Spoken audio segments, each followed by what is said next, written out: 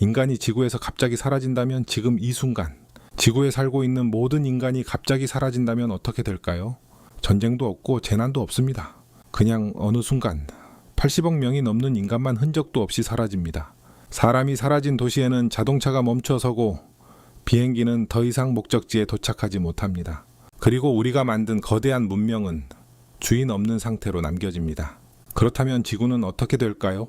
놀랍게도 변화는 우리가 생각하는 것보다 훨씬 빨리 시작됩니다. 알고 보면 더 재미있는 세상의 이야기. 오늘은 인간이 사라진 뒤 지구에서 벌어질 일을 시간 순서대로 따라가 보겠습니다. 인간이 사라진 직후에도 도시의 불빛은 당분간 켜져 있을 겁니다.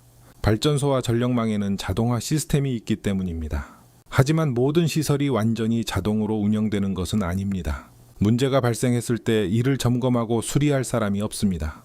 전력망 곳곳에서 고장이 발생하기 시작하고 전기를 공급받지 못하는 지역이 하나둘 늘어납니다. 밤마다 환하게 빛나던 대도시들은 점차 어둠에 잠기게 됩니다. 인터넷도 마찬가지입니다. 우리가 인터넷이라고 부르는 거대한 네트워크.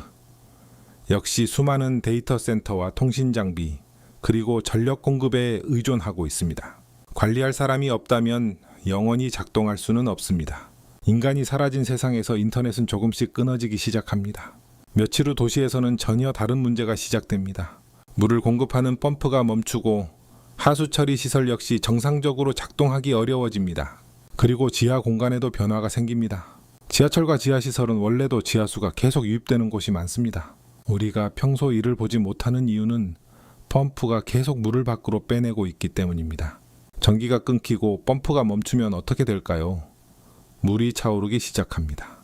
인간이 만든 거대한 지하 공간이 서서히 물에 잠기기 시작하는 겁니다. 몇 주 후, 이제 도시의 주인이 바뀌기 시작합니다. 인간과 함께 생활하던 동물들 가운데 일부는 큰 어려움을 겪을 겁니다. 특히 인간이 먹이를 공급해야 살아갈 수 있는 동물들은 생존하기 쉽지 않습니다. 반대로 야생동물에게 인간의 부재는 완전히 다른 의미입니다. 도로에는 자동차가 다니지 않고 사람이 산이나 숲을 개발하지도 않습니다. 인간을 피해 활동하던 동물들이 조금씩 도시 안으로 들어오기 시작합니다. 도로를 걸어다니는 사슴, 공원에 나타나는 야생동물, 건물 안에 둥지를 만드는 새들, 인간의 도시가 동물들의 새로운 서식지가 되기 시작합니다. 1년 후 한 번 주변을 생각해 보세요. 아스팔트 사이에 작은 틈만 생겨도 그곳에서 잡초가 자랍니다. 우리는 계속 도로를 보수하고 풀을 제거하고 건물을 관리하기 때문에 도시가 지금의 모습을 유지할 수 있습니다. 그런데 그 일을 아무도 하지 않는다면 도로의 작은 균열 사이로 식물이 자라기 시작합니다. 식물의 뿌리는 균열을 더욱 크게 만들고 비와 눈은 그 틈으로 들어갑니다. 겨울이 되면 물이 얼면서 팽창하고 도로와 콘크리트는 조금씩 부서집니다. 우리가 단단하다고 생각했던 도시가 생각보다 빠르게 자연에게 자리를 내주기 시작하는 겁니다. 수십 년 후 시간이 더 흐르면 도시의 모습은 크게 달라집니다. 건물의 가장 큰 적 가운데 하나는 물입니다. 지붕이 손상되고 창문이 깨지고 그 틈으로 빗물이 들어갑니다.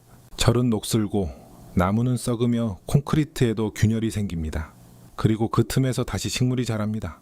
나무의 뿌리가 구조물을 밀어내고 비바람과 온도 변화가 계속 건물을 약하게 만듭니다. 결국 일부 건물들은 무너지기 시작합니다.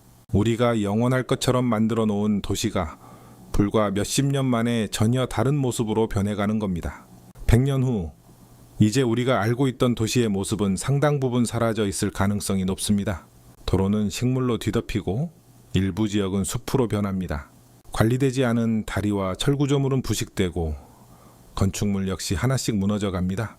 하지만 모든 인간의 흔적이 사라지는 것은 아닙니다.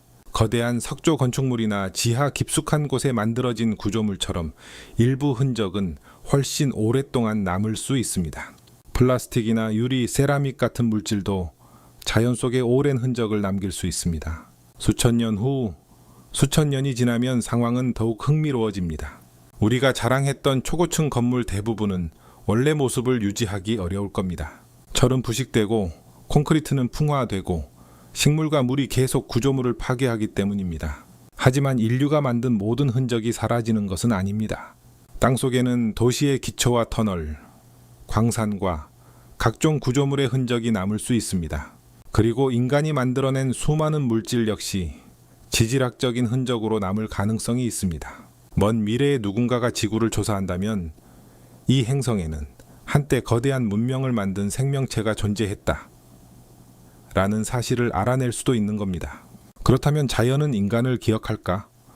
여기서 재미있는 질문이 하나 생깁니다. 인간이 사라진다면 지구는 망할까요? 사실 그렇지 않습니다. 지구는 인간이 등장하기 훨씬 전부터 존재했고 수많은 환경 변화와 대멸종을 겪었습니다. 인간이 사라진다고 해서 지구 자체가 사라지는 것은 아닙니다. 오히려 인간이 관리하던 공간을 다른 생명들이 차지하기 시작할 겁니다. 숲은 도시를 덮고 동물들은 도로를 걷고 강과 바다는 인간의 관리 없이 새로운 균형을 찾아가기 시작하겠죠. 결국 사라지는 것은 지구가 아니라 우리가 만들어 놓은 세상입니다. 우리는 거대한 건물과 도시를 보면서 이것들이 아주 오랫동안 남을 것이라고 생각합니다. 하지만 알고 보면 우리가 매일 보고 있는 도시의 모습은 수많은 사람이 끊임없이 관리하고 있기 때문에 유지되고 있습니다. 인간이 사라진 순간부터 자연은 천천히 그 공간을 되찾기 시작합니다. 그리고 아주 긴 시간이 흐른 뒤에는 우리 문명 역시 지구 역사에 남은 하나의 흔적이 될지도 모릅니다. 여러분은 인간이 사라진 뒤 가장 마지막까지 남아있을 인간의 흔적이 무엇이라고 생각하시나요? 댓글로 여러분의 생각을 남겨주세요. 알고 보면 더 재미있는 세상의 이야기, 알고 보니 플러스였습니다.